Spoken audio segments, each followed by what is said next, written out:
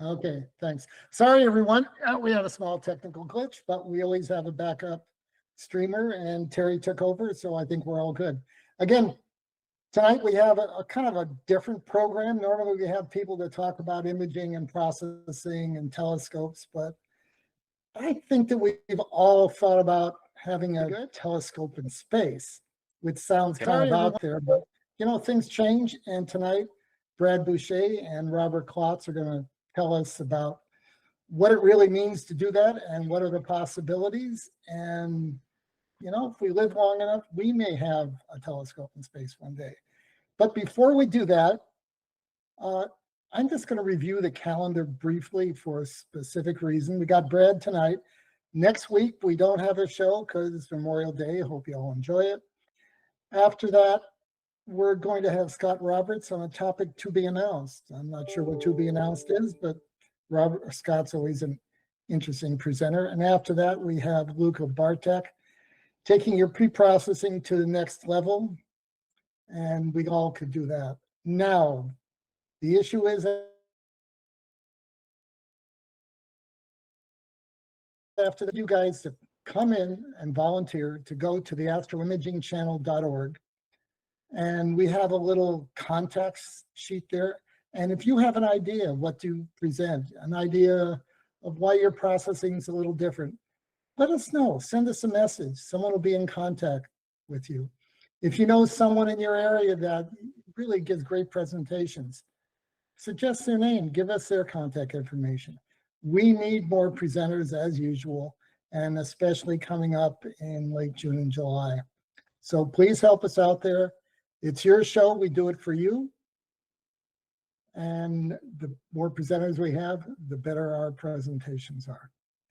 Now, I think we're all set. Robert, Brad, you guys ready to go? Yep. All right, tell us about telescopes in space. All right, so I'm clicking present now, right? You're doing present now.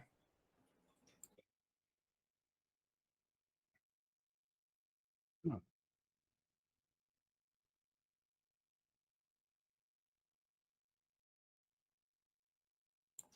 Looks good. Yep. Oh, I got you in the middle of my screen. Okay, move that out. Okay, so we're talking about Space 2.0 today and how that came about, what's enabling that, and then why would we as quote amateur astronomers or imagers be interested in that or be following it. So the first thing is what is Space 2.0, what enabled it? I think the main enabler that has created all these new space startups popping up in the growth of the space industry, which is expected to go into the trillions by the 2030s. There are several things, but I think the main thing is we had sort of the Berlin Wall of launch costs. So nobody could really, you can't get to space without being launched up there. You got to get from the ground up to at least the LEO orbit, the low orbit. So you had to pay for launch, and that was prohibitive until SpaceX came along and pretty much dropped the cost of launch by orders of magnitude. I mean, NASA was paying like $800 million a launch or more for SLS. And now with SpaceX, a launch is down to around 80 million or less than that. And in fact, if you want to launch something to space on a CubeSat, you can go to SpaceX, or you go to Rocket Lab, or a couple other companies, and you can go on their website, and it's like almost ordering a pizza, like on Domino's, and that you go through this list, you answer some questions, then you schedule it. And I went through this, I did it, and just seeing how it worked. I didn't actually purchase, but I went through it, and this was in like March or the beginning of April. and you have to pick your date when you're going to launch, and there were launch dates in June all the way out for the rest of the year. So that's phenomenal. That's unbelievable. 2 or 3 years ago, you couldn't have imagined that, because launch costs so much to get out there. So now that launch has come down, a whole bunch of things have started to happen. So if you want to get into the space business, if you want to launch something, you don't have to necessarily be a PhD or a rocket scientist, because there are several vendors, many vendors from all over the world that will do a complete service for you. That is, you tell them what you want to have in space. They'll go through with you sort of how big it's going to be. What do you want to do once you get up there? If you're a small company, you're going to be doing cubesats. I mean, that's what would be interesting to this crowd, because nobody's going to launch if you're able to launch one of those monster satellites, you're in a whole separate world anyway, and launch costs really didn't bother you. But with cubesats, I guess that's the second enabler, is you can have these very small, very low priced units go up into space. So a CubeSat, the original idea for it, they came up with a sort of a standard measurement, in that you have this little box that's 10 centimeters high, 10 centimeters deep, and 10 centimeters wide. And that's called a 1U. So you can, well, there's a lot of people doing 1Us and smaller, but I think if you wanted to do, like if you wanted to put a telescope in space, even a small one, you're looking at a 3U or a 6U. So if I say 3U, that's 30 centimeters long and 10 centimeters high. So if you do that on your desk in front of you, that's still unbelievably small. If you do a 6U, that just means you put another 3U right beside that one, and you're still, that's smaller than your carry-on for a plane.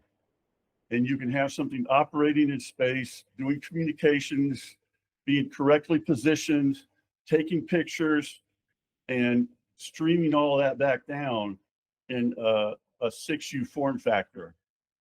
And if you wanted to launch that, you could go to that page that I talked about. And if you wanted to do that, and you really didn't know a whole lot about it, there's a whole bunch of companies you could talk to that would walk you through that, build everything for you if you want. I mean, if you want to pay the money, they'll do everything for you. But the point is, what it costs now and what it cost 5 years ago is just astronomically different. And you've heard about Moore's law in computers, and I don't know what the exact figures are, but basically, price keeps plummeting, while performance keeps skyrocketing.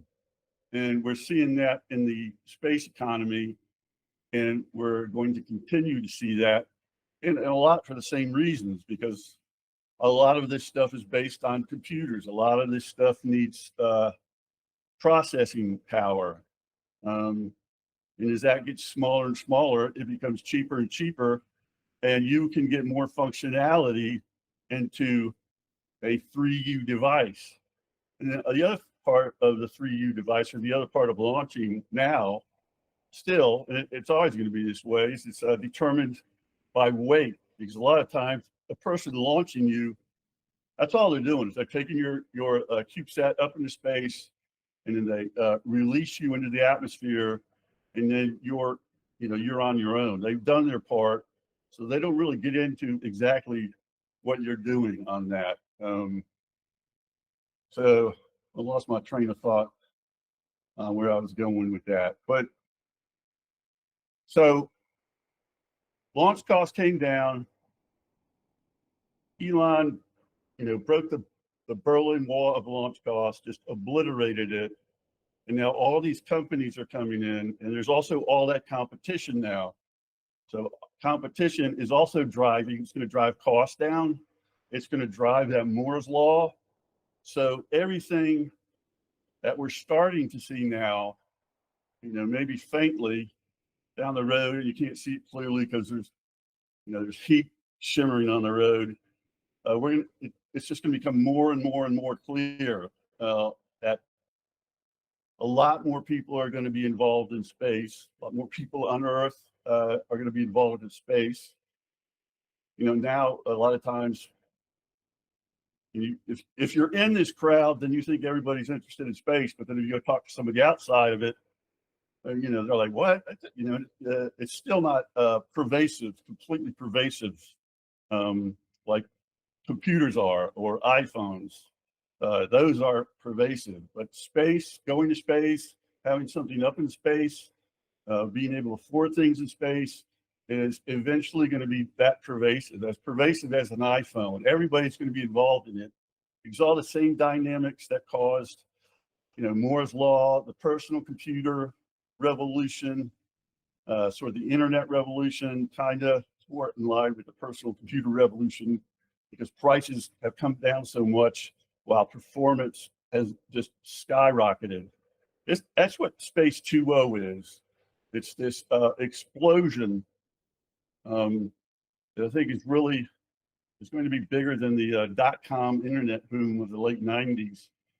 This explosion of possibility and competition and new products and new ideas, just flourishing in this environment that has been enabled by launch no longer being a factor in getting to space, and everybody's costs are going down. So that's what Space 2.0 is. And then what does that mean for amateur astronomers? Well, it means we can start thinking about, well, how could if you're an amateur astronomer, what does that mean to you? How could you what's the word I'm looking for? Take advantage of this Space 2.0. What would it allow you to do, if not now, maybe in 5 years?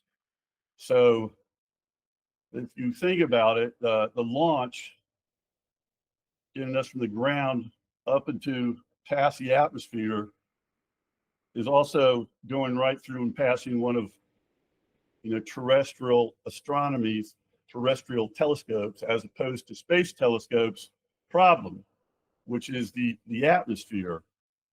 So all you have to do is get into low orbit and you're beyond the atmosphere. So all the problems that occur and you have to deal with because of, especially in imaging, that you have to deal with because of the atmosphere, all those are gone.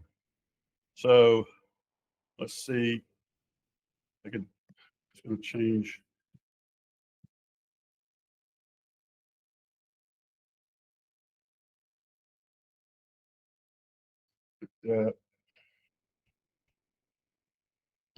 Oh, there we go. So the Earth's atmosphere has always been a challenge to astronomy, to astro imagers. And there's so many things. I was just reading, I think it's Terry Thigault, or the French guy's book. I can't remember his name off the top of my head, but you have to understand so many things about color, about scope, field of view, the size of your sensors, focal length, focal ratio, how long you're going to have to be able to stay still while you're taking a shot of something.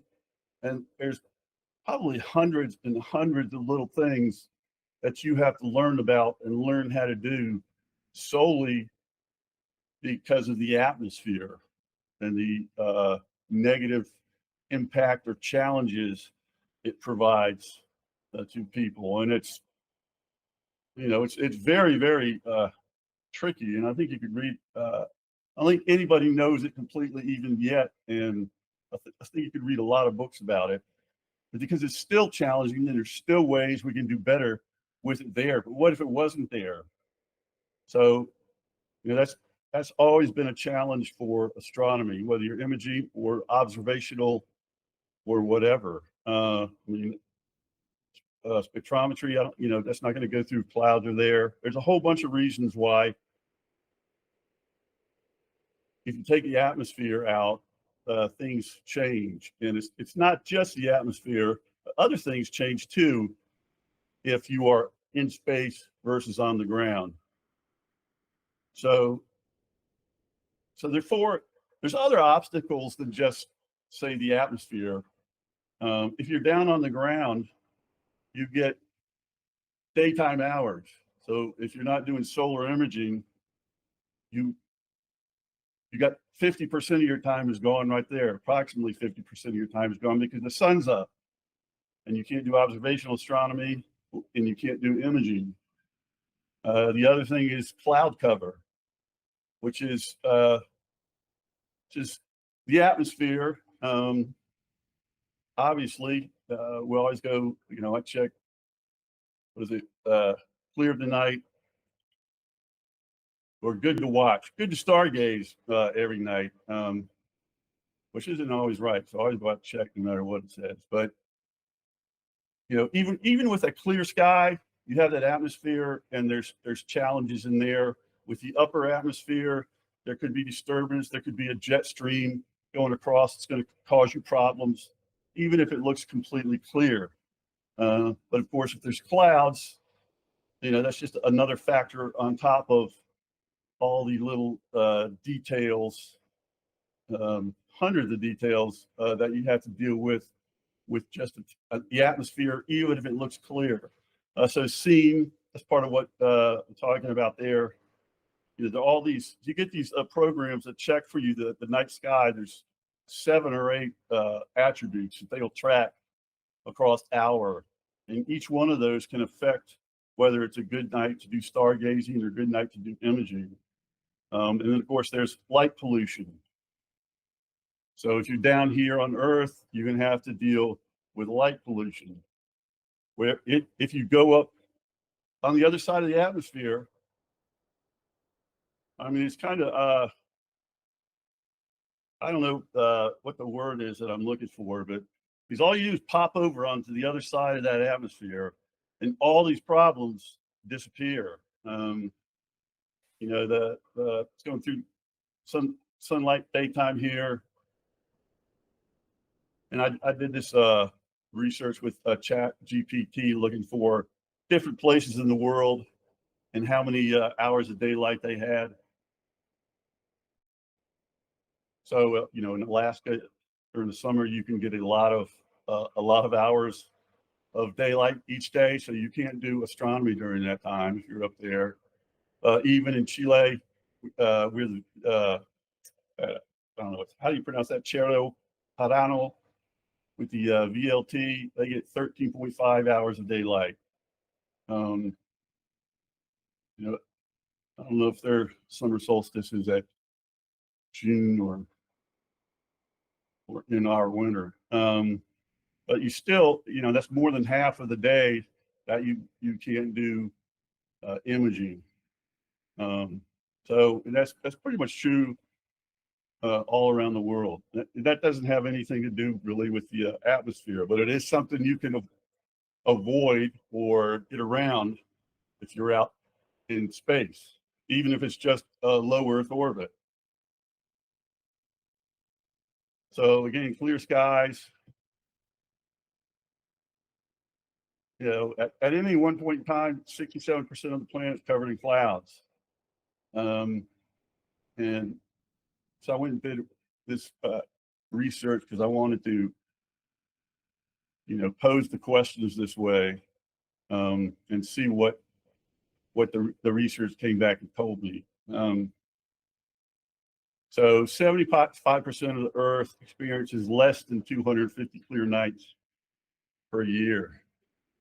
So that doesn't sound too bad till you realize that that's 4 months. is that 4 months? No, it's 3 months of each year that astronomy is not. I gotta update that slide. It's 3 months of each year. On average, everybody can't do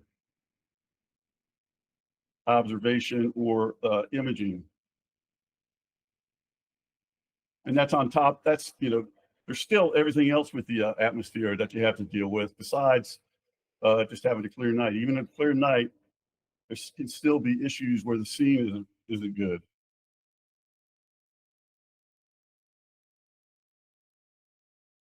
That's a duplicate in there.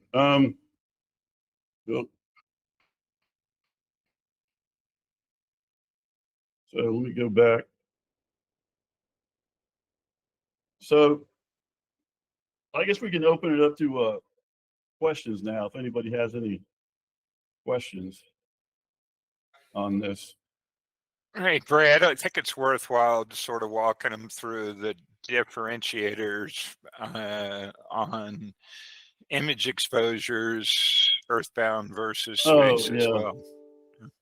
Okay, so I can't do those numbers off the top of my head, but a lot of the exposure time that you have to figure out and spend a lot on a mount and everything like that to make sure you're getting a steady camera while you're doing this, and how many exposures it's good to do per hour, and how long should you do integration. All that changes radically, and a lot of it just completely disappears once you're on the other side of the atmosphere. So you can get a good picture a lot more quickly once you're in space. So I think we'll have to drill down on that and get numbers on that, and maybe come back in a later presentation to talk about, okay, so now we're on the other side of the atmosphere and we want to do imaging. What does that look like now? What does imaging look like if you're in low Earth orbit and the atmosphere is at your back and you're looking out? That would be that. Yeah, I got to research that to get a lot of good things to talk about. Looking at things from that perspective. And of course, you can image 24 hours a day. Part of that time, if you're in low Earth orbit, you're traveling at 17,500 miles an hour. So that's a little complication that you might have to deal with. But really, getting back to CubeSats, CubeSats are, there's two parts of the CubeSat. There's a part called the bus, and the bus provides your power, your cooling, your positioning, if you're going to have batteries, if you're going to have thrusters, if you're going to have solar panels. All of that's handled by what they call the bus. And so if you go to any of these vendors, they automatically provide you with the bus that has nothing to do with what you actually want to do in space a lot of times. And then what you want to do, so say you want to put a camera on there. Well, that part's called the payload. And that's what you want to do. Or it could be a science experiment. It could be whatever you want to do up in space. If you just want to, I don't know, freeze water up in space, that would be what you want to do is called the payload. And what it's sort of, everything's commoditized now. So it's like the electric company. You don't think about your power and everything that goes into it, how it gets to your house, or actually even how electricity works coming to your house and going around your house and being connected to the grid. So that's kind of a simplification, but that's how the bus is for CubeSats and larger, is they take care of all that for you. Now, if you're doing imaging, then the bus also takes care of positioning. So, that's going to be important to you. And you probably want to have a say. And you can have a say in anything you're putting in the bus, because it all, first, anything on the CubeSat has weight. and your cost with the person who launches you into space is driven completely by weight. They don't care what you're doing. All they care about is how much it weighs, and they're going to charge you based on the weight. So, if you're trying to keep costs down, you might want to talk to the vendor and put together, the electricity, power, pointing, positioning, with things that are very, very light, or use less power or generate less heat. But you have a say in that, and there's a lot of things you can set. But if you're imaging, then of course you want to have a say in how fine a control you're going to have in positioning. And then you're going to have to figure out, we're going around the Earth at 17,500 miles an hour versus, Brad? Yeah, cement pillar in my ask you a backyard. question, Yep. So I bought myself a CubeSat, or I've ordered one out of the Right. pizza menu, and I told them that I want to be able to put a little telescope on it, and I want it to I want to be able to point it to different things, different nights or different times. Right. Does my CubeSat gets put in with a whole bunch of other CubeSats and flies out into space and gets to orbital velocity, and then they release it. Now, does my CubeSat stay with near everybody else's CubeSat? Does it is it attached to that bus that you were talking about? Are all the little CubeSats that went up there that day together, or are we going off on our own, or what? Well, they're popped off. There's two ways that I have seen it done. One is, I've seen it done from the ISS. Is they and it's a standard thing. Is they'll if you have a 3U CubeSat, so that's 10 centimeters high, 30 centimeters long, they'll shoot that out of a I think it's called a pod deliverer or something very close to that, and they'll shoot you out as they're going. And everybody's traveling at 17,500 miles an hour. They shoot you out for a little while there. You're traveling that fast, but you'll begin to maybe lose speed. And then each CubeSat, they all stay together. The CubeSat and the payload are one thing. Payload will not work without the bus. And the bus will work without the payload, but they won't have anything to really do. Why is it up there? The payload's sort of the point. Why are you up there? Whatever's in the payload answers that question. Okay. They stay together. Yep. Brad, I've been shot out. From what have I been shot out? The bus? Is the bus with me? Yep. Does every CubeSat have its own bus? Yes. Okay. Well, that answers that question. I thought the bus was something else. Okay. No. I've got a telescope in my. Now you said they handle the pointing, so I'm going to say let's go to Orion Nebula tonight. And so my pizza menu said I've got to send some commands up there, and it somehow positions itself so it's pointed to the Orion Nebula.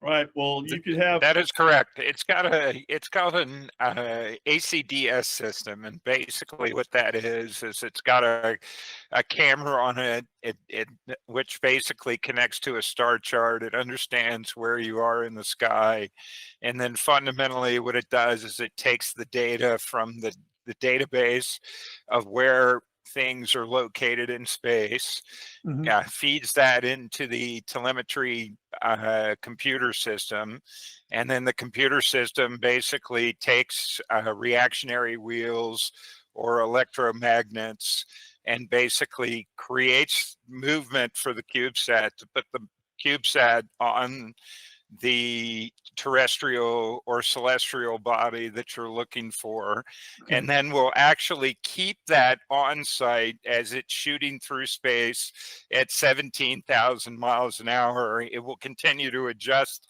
the CubeSat so that it stays on target long enough for you to take the shot, whatever that exposure is, and then it'll move on. Now, all of that obviously is controlled through the automagical software, and that's, you know, takes an astronomical amount of time to write and manage and maintain. But the good news is, like Brad has been saying, a lot of these things are now becoming off of the shelf. The ACDS systems, good example, if you want to look into it, pointing accuracy of 0.001 arc seconds is a company called Blue Canyon. They've been in the business now for quite a while. They were shot up with the Asteria project, which is one of the projects that we have followed quite closely. Went up in 2017 and was specifically designed as a tester for telescopes in space. Gaia is actually somewhat based on the Asteria program that went up. And Gaia, as you're probably well aware of, is the new telescope that they put in space that's removing dust clouds for imaging beyond the Milky Way is a good example. So to be able to get beyond clouds, obscurity, Gaia is now floating around in space, taking shots. So fundamentally, you know, I mean, it's basically, the whole idea is to remove the terrestrial challenges that we've had with astrophotography and astronomy. And the best way to do that now that space is becoming open and much more cost effective is really to launch technology that's readily available today back in space and point it out into space, creating a constellation of telescopes that you know, we as astronomers, what I would classify as citizen scientists, haven't necessarily had the capability of getting access to. And I think now that the technology is available to do that, we're finding that things like this will accelerate and give, you know, those citizen scientists the capability to control something that has been normally reserved for those that hold PhDs or, you know, hold very large sums of budgetary numbers that give them time on camera. And you can go Can I ahead. ask you a question? Have you Sure. put together a theoretical telescope CubeSat? And not launched it, but put it, you know, designed it, what it has to have, what its capabilities are? Yeah, sure. So the answer to that question is yes. We're in the process right now of doing exactly what you're talking about, and that's really working with. And this is what we're trying to educate the individuals on the phone with. We're not rocket scientists. However, we are partnering. There are partnering organizations on the market space today that have opened up the ability for citizen scientists to be able to put experiments in space on these CubeSats. Any number of companies today that have cut their teeth on developing and shooting these CubeSats into space, constantly working to reduce the cost of what that infrastructure looks like. And as Brad has mentioned, traditionally started by SpaceX, but fundamentally the mantra has been picked up by Rocket Labs and by Spin Launch and by Area and by all of these smaller, I would say, rocket companies who are really focusing in on this concept of less expensive CubeSat capability for scientific packages, be whatever that package is. We're discussing sort of telescopes in space, but that package could be whatever that package might be. I think Brad sort of took it to the extreme by saying if you wanted to see what ice froze, looked like frozen in space. You could shoot water up into space on a CubeSat with a camera pointed at the water to see how it froze. You know, I mean, it's amazing. It's really exciting to me for an individual like Brad and I to be able to actually not only dream about putting up something in space, but we're actually working on that project diligently today. So, you know, I mean, what would a CubeSat telescope look like? I mean, by the way, the idea of having the U designation, that comes right from server farms. It does. Yes. It absolutely does. And, you know, fundamentally, that's because engineers are the ones that have been working on this concept. And so by default, engineers use terminology that they know. So, for instance, if you need, we're looking at cameras that are in the, you know, 4K range for video, and can handle fields of view down to about 1.2 degrees. I mean, obviously there are others on the market space that can get considerably lower from a field of view. But as Brad was saying, when you mess around with the field of view, and I'm sure all of your listeners understand this, all of that affects sensor size, CMOS size, or how you're going to deal with filters, how you're going to control the settings for the camera. I mean, all of these are sort of things that you have to take into account. And most importantly,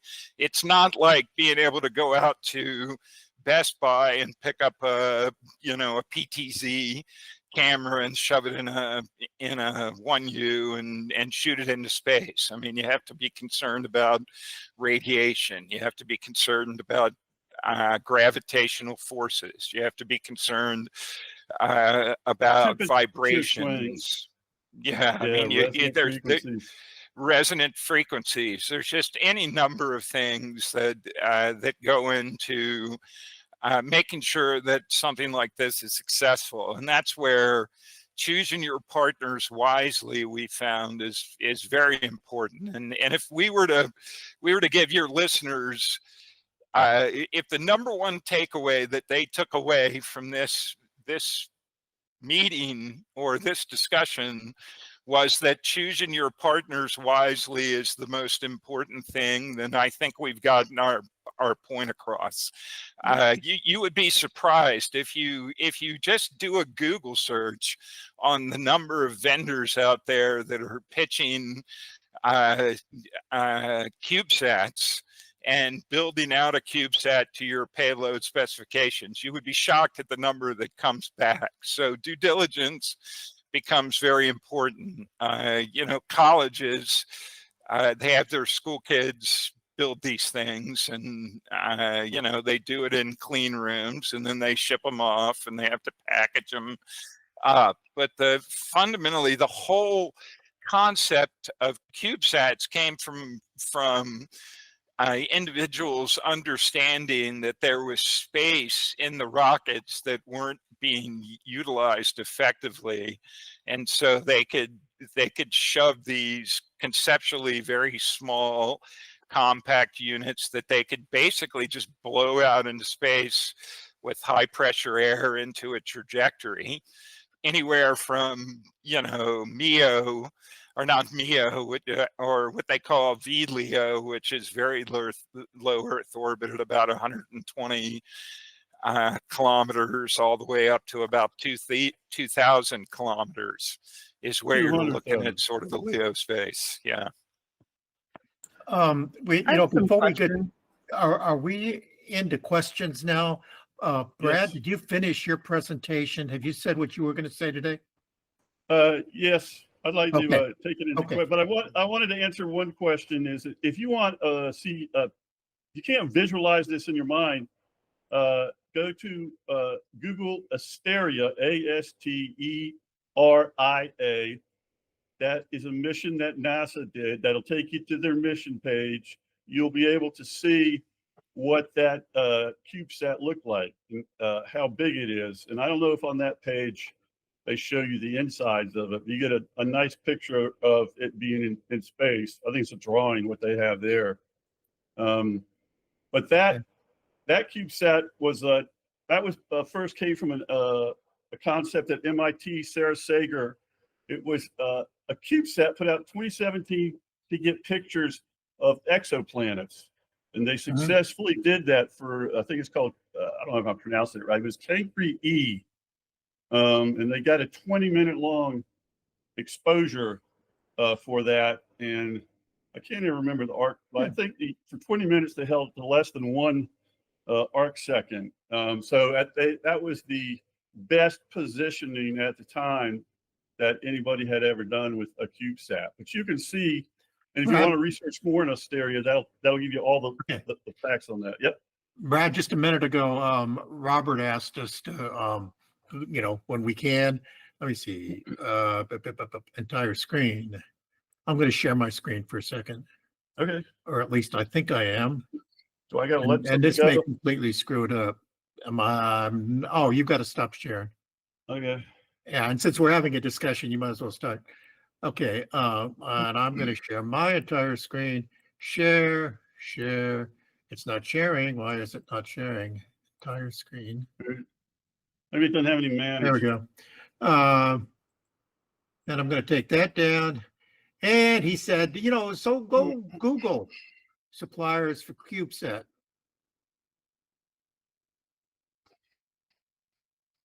Yes, all commoditized now.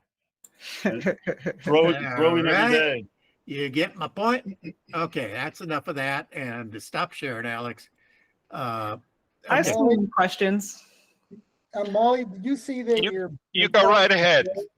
Has all sorts of questions posed there? Yeah, I'm going to ask his questions. So we've been discussing on Discord too. So buddy of mine's Lieutenant Colonel in the Space Force. He has some questions.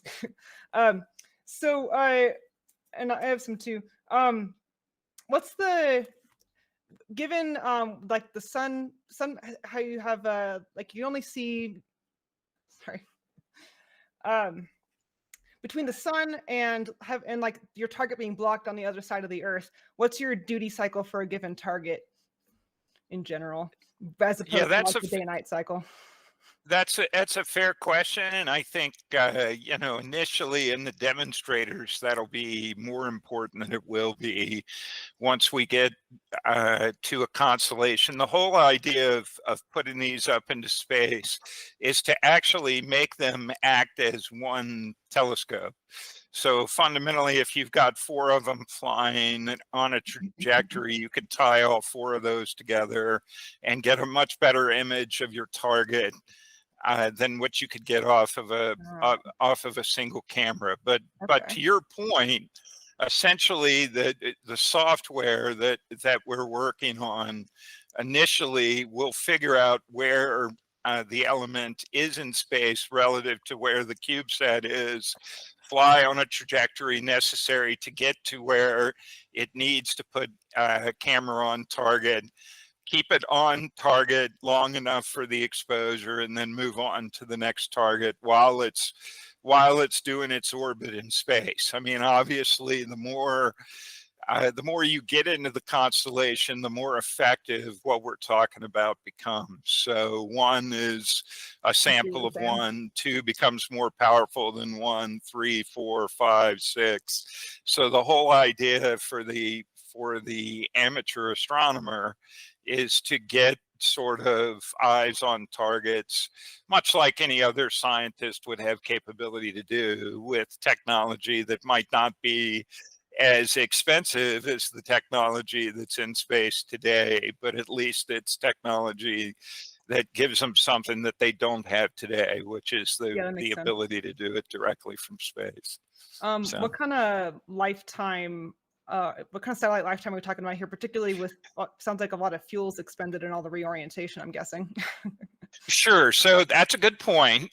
These CubeSats are actually fuelless, and the way they are corrected on target is through motion. In other words, originally it was what they called reaction wheels, and that's an actual physical piece of metal that's rolling around and inside of a wheel, and that creates motion, and that motion creates movement, and that movement puts the CubeSat in an orientation it needs to be. Right. Now what they're doing is they're called fundamentally what they are is electromagnets. So they're creating movement using electricity in the magnet. That means that they can be considerably more accurate than they can with the reaction wheels. Well, you still got to use both, and those are called magnetometers, and they'll use the. So it's still the same three because you got X, Y, Z. You got 3 coordinates for position, and that's you still got velocity. But when you're talking about this,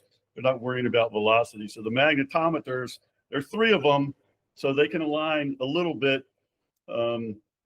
Using the Earth, because you're in Leo, using the Earth's magnetic sphere, the magnetism of the Earth. And then the gyro, they still have the gyros. They spin, they'll have 3 of those too. And they use both of those to get position, because when the gyros go, you can get momentum built up there, and they'll use the magnetometers to dampen that a little bit, but they can get extremely precise position on target Orientation? position. Yeah. Yes. Or yes. orientation. And to your point, so fuel-wise, the reason, well, people go, well, there's no fuel in these things, so why don't they fall out of the air? Well, the answer to that is they are falling out of the air.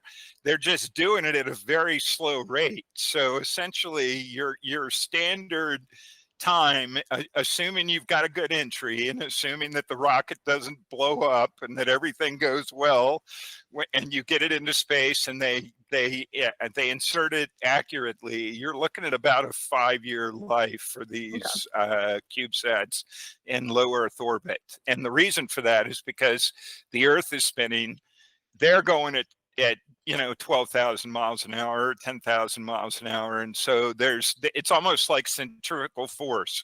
It's pushing out, the Earth is trying to pull it in. And so it keeps relatively in the same trajectory for quite a while that A little bit of trajectory, drag to deal with, right? that's correct. And then it'll start degrading. Yeah. Have you looked at the economics of building and launching currently and what it might be in the future? Yes, we have, and this is why it is such an exciting time. I mean, you look at it on a daily basis. Literally, you can see the pricing coming down almost on a daily basis. It's not unheard of now to see fundamental changes in pricing structure week over week, month over month, quarter over quarter, and the reason for that is because there's more and more competition that's entering the market. Brad and I were actually at the SAT show in DC in March, and it was amazing. From the last year to this year, the number of CubeSat vendors grew astronomically at the event. I mean, literally, Brad and I spoke to this German, or it wasn't German, it was a Japanese college that was literally turning their college program into a revenue generating arm for the college in Japan, selling their CubeSat models to anybody that was willing to listen at ridiculously low rates. I think Brad, they were talking of, I mean, it was literally thousands, not tens of thousands or hundreds of thousands So for the bus. Robert, I didn't hear an answer. So what's the answer to your question? You're talking about now versus in the future. Now you're in the to get something into space, you're in the quarter of a mil or higher. per 6U CubeSat.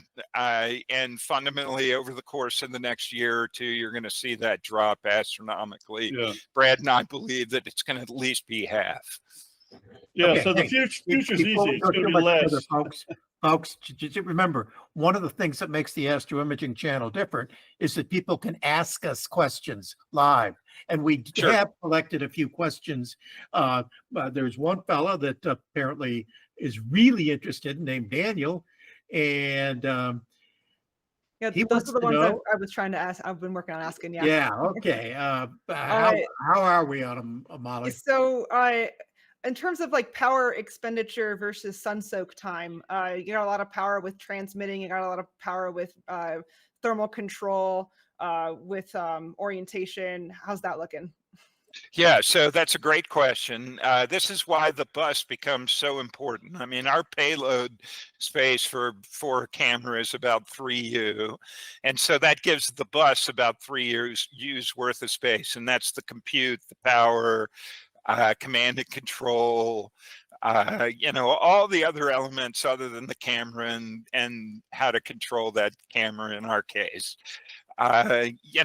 Power consumption is important, as you can well imagine. And generally what they're using today are some of the newer technology, lithium ion. But generally what happens is the Li-ion battery packs, they stack them based on the amount of power consumption that you're going to need from the bus in combination with the payload. And you're looking at watts. I mean, this is why it's so important when you go out to talk to the vendors on the bus side and also on the payload side. They understand that power consumption is key, and they've optimized their units to use the least amount of power to provide what it is that's needed on the trajectory that you've selected in space. What's your data downlink location and what kind of data rate are you expecting? Sure, that's a great question. We're using SpaceWire just like anybody else, or CCDS. And so you can generally expect that speeds are going to be roughly, you can get them as high as 10 megabits a second, but that's very expensive. Generally, people use the packetized networking infrastructure, and that generally runs about 1 megabit a second. So it runs anywhere from 1 to 10 megabits, depending on whether or not you're running X or S band, and depending on who you're partnering with. And this is another area that's key to understand. We're not having to build ground stations.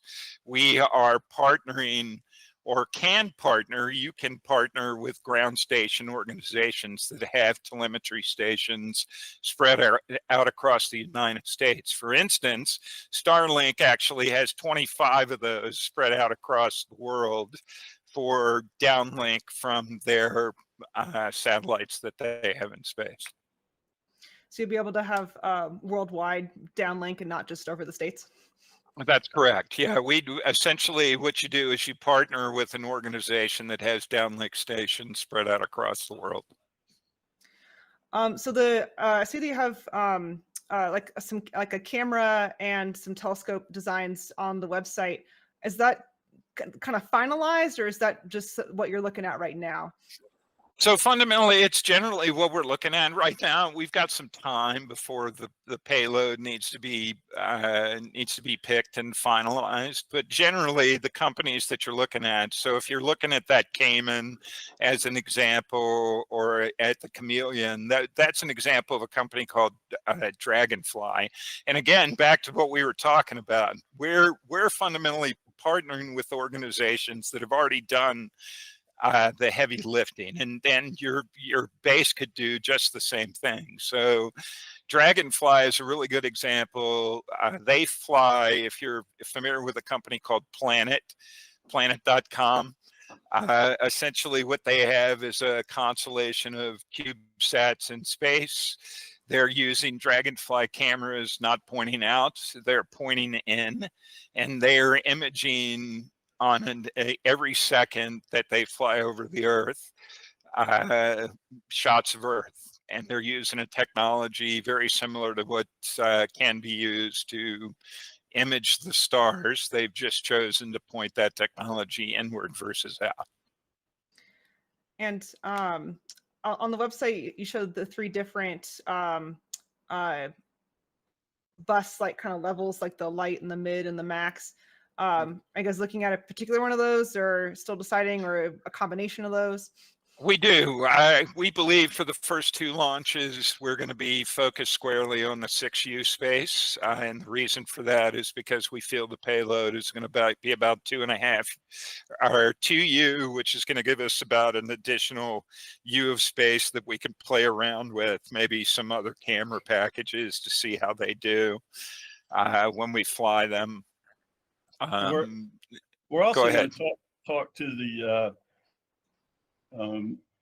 like QHY, ZWO, and just say, I don't know what they're doing, but I don't think they'll meet our first launch. But just say, hey, we like you. You're sort of part of our family because you're astro imaging. I know the QHY guy is interested because the CEO came over while we were at NEEC and talked to us. They're cycling down. I think they're Astro Mini. Luca did a demo on that, and that thing's going 50 degrees below ambient. So they have a lot of temperature control already. They're small, and LEO, the radiation is not that bad. So I don't think it would be a big jump for them. In fact, that the mini wheel like QHY is 4 inches and something. So it's just 1U is 10 centimeters, and the wheel is just over that. So with very little, you can probably get a file and make it fit into 1U. But for power, I just looked it up for Asteria to get something quick. So you see that Asteria picture, if you go to their page, they got 3 solar panels on it. That generated 48 watts in the beginning. They degrade over time. It had a battery on there that did 52 watt hours. Again, at launch time. I can't get the draw that they did, but we can get that from Nano Avionics. We see those choices. So the bus, they can say, okay, here's your bus and here's your power. And then we'll have an answer for that. But until we make all these choices, we don't have an answer for that. But it's generally, you see that's 52 watt hours. That was based on, so they launched that mission in 2017, which means it was probably spec'd in 2015.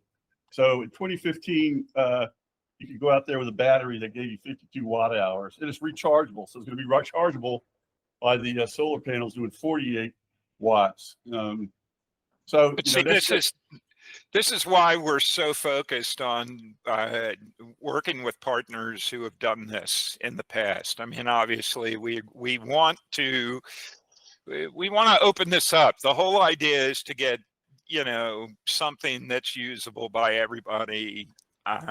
And that's the goal. So we're maniacally focused on that, starting with something that's been there, done that, got the t-shirt, and then obviously, as Brad has talked about, leveraging these companies that really want to get there, we can be the vehicle to assist them to do that. And we're not afraid of shoving them in the additional 10 centimeters of space that we have to see how they do and consume some of the bus power.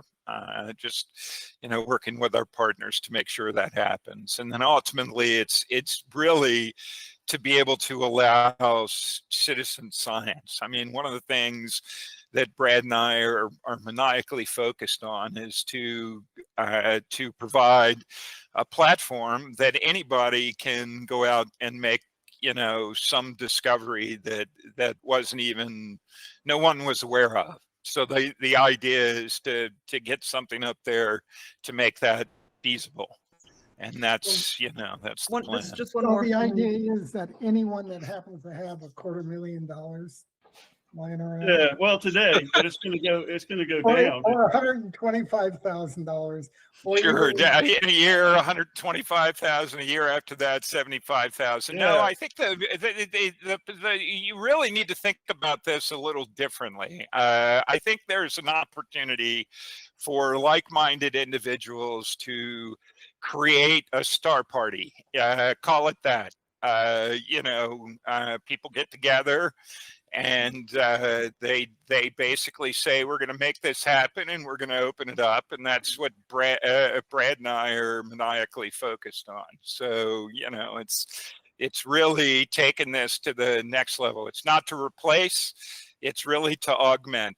There will always be the joy of sitting with your eye on an eyepiece and looking at something in space, or fiddling with a camera while you're looking at it real time on the screen and taking a shot. I think what we're saying is there's an opportunity to actually augment and to accelerate the interest in astrophotography or in astronomy, and that's what we see this as being an opportunity of. And the more like-minded individuals that join that mantra, the quicker we're going to make this happen. So, I mean, that's the point. I wanted to answer her question from the last time.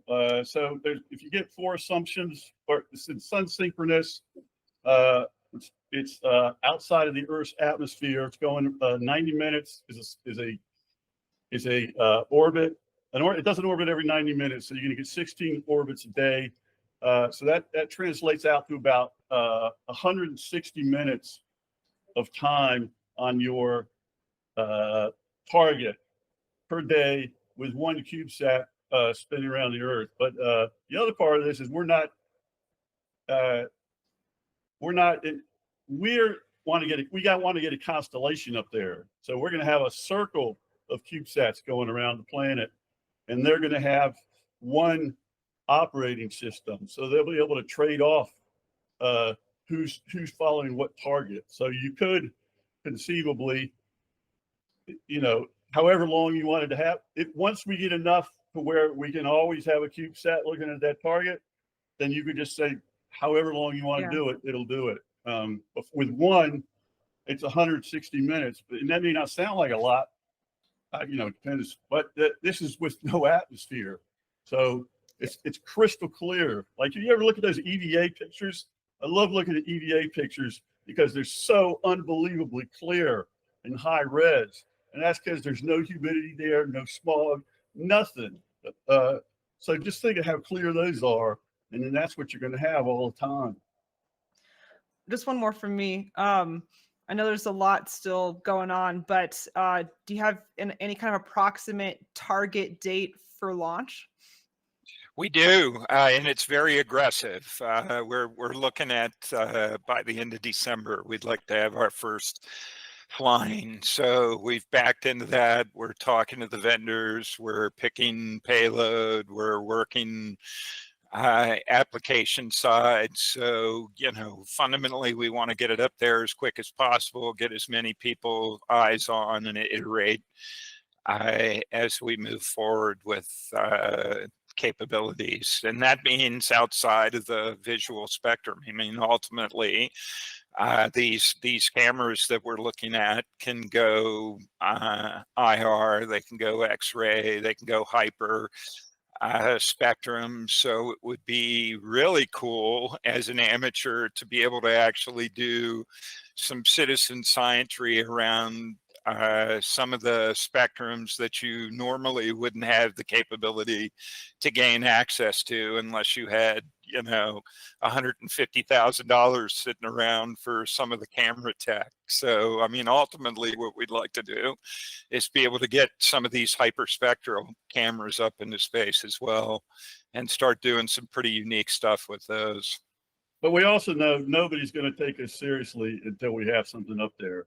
So until then, we're just, fanboys or whatever you want to call it. But once we have something up there and you can look out at space in real time, and I can bring it up on my laptop and show you, then everything changes. Then people are going to start taking this seriously. So thinking, that's like, the race. 5 years, 10 years, any kind of ballpark? For what? Having multiple ones up there, or for your first launch? Oh, the first first launch. Yeah, No, that's literally, this is real. We're doing this. So, you know, Yeah. I said December, that is the target, our stick our in the goal. sand. We are definitely marching to that mantra. Now, is there a possibility that it could slip? Absolutely. But we're talking months slip, not years slip. So we're 100% committed to this. We're doing it. We're moving forward. We're funding this, and we're going to continue to do that. So even if the first one's a ZWO all sky sticking out the top, we're going to have something scheduled to be launched in December. So it sounds like you guys have some funding lined up. So Linda was asking, what are the economics of your program? When you say economics, are you talking about how are we funding it, or would be a little more specific in the question, I guess. Well, in the end, is this a business that has a profit and loss? Yes. In other words, when I ask what are the economics, how do you envision that? Yeah, so 100% this is a business. The only way that we get to the vision or the goal that we want to get to is by turning this into a business. So fundamentally, think of this as the sky as a service. I mean, that's how we make this work. It's basically, once we get these in the sky, people will be able to subscribe, and there'll be multiple levels of subscription. You'll be able to see it in real time, or schedule a target, or be able to say you want to take full control for a certain period of time. All of that will be monetized to an area that'll be dollars, not thousands of dollars, for people to use that. Bob, Sure. Brad, could I interrupt here? We're being a little unfair to Bob and Brad because they're working under a stricture here that we tell all the presenters, you can't sell stuff on the Astro Imaging channel. Well, so asking about the economics and all that other stuff, yeah, we're trying to honor what we've asked them to do, and it could be a little difficult. There is a website, and you can find, Eric, just a second, there is a website, and you can find it in the description of the program. And I bet you'll find a lot of answers over there if you go over there, and you'll be able to contact Bob and Brad and find out a lot of the stuff you're asking. But you see, they've been asked not to sell stuff here, and they're not. They're trying to turn you on to a whole nother world that's happening that we may not be aware of because we just haven't been paying attention to it. That's what they're here for. As far as the rest of the stuff, if you want to get in on it, check out the website. Okay. I'm done. Which we're upgrading. We're upgrading very soon.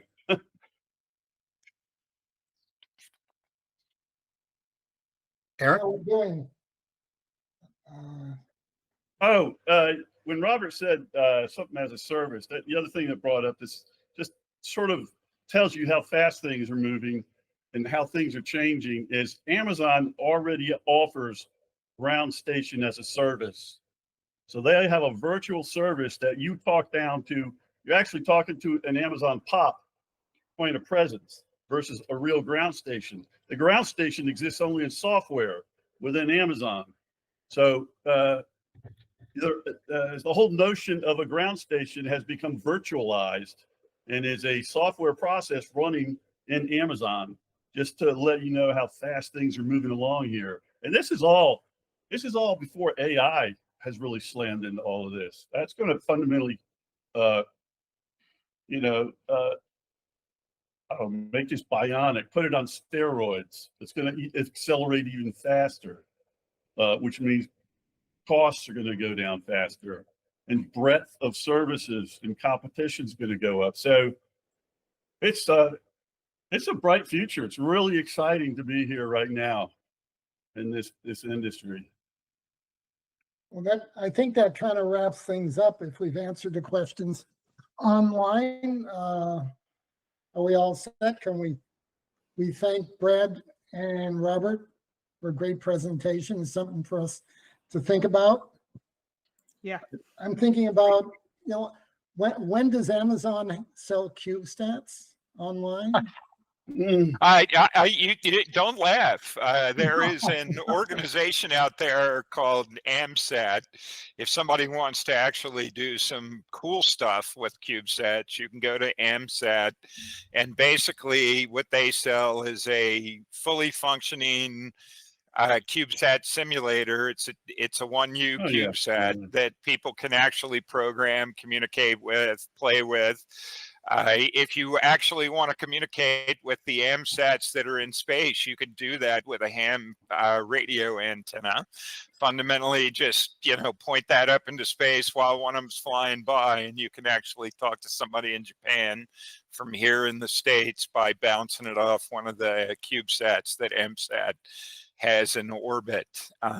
So they're an interesting organization because they allow anybody and everybody to get involved. So if you want to learn from the ground up about CubeSats, the AMSAT project is an interesting one to look at.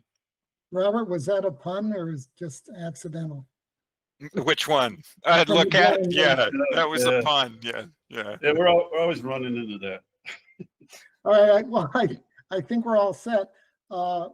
Brad, Robert, you're certainly welcome to stay, after the program, but I Sure. think we've kind of come to the end of our presentation. Alex, was there something else that popped up? You're muted.